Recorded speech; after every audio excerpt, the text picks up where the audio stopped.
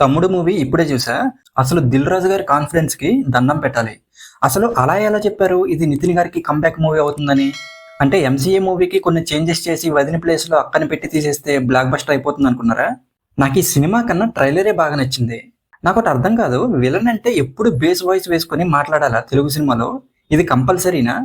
Hello all, welcome to my channel nomadic cinema.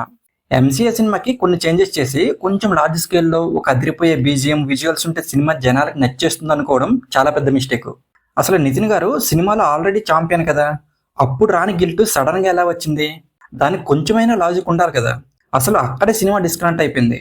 Setup అంతా బాగా పెట్టి లాజిక్స్ గాలికి వదిలేసి ఎలా పడితే అలా తీస్తే సినిమా రిజల్ట్ ఇలానే ఉంటుంది.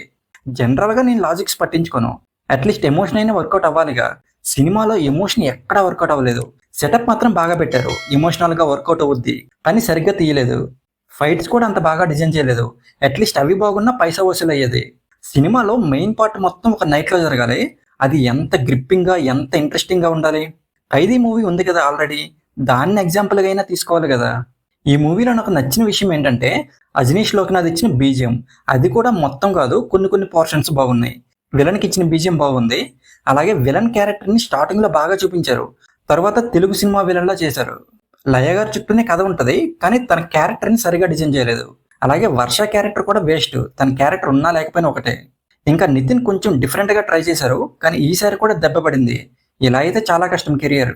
ఇంకా డైరెక్టర్ వేణు శ్రీరామ్ ఒక రొటీన్ స్టోరీని కొంచెం డిఫరెంట్ గా చెప్పాలని ట్రై చేశారు, కానీ సరైన స్క్రీన్ ప్లే రాసుకోలేదు. మంచి సెటప్ పెట్టుకున్నారు, కానీ ఎగ్జిక్యూషన్ దెబ్బేసింది. ఇంకా ఓవరాల్ గా మూవీ గురించి చెప్పాలంటే అంత కిక్ ఇవ్వలేకపోయింది. పాపం నితిన్ ని ఈసారి కూడా దిల్ రాజు గారు కాపాడలేకపోయారు.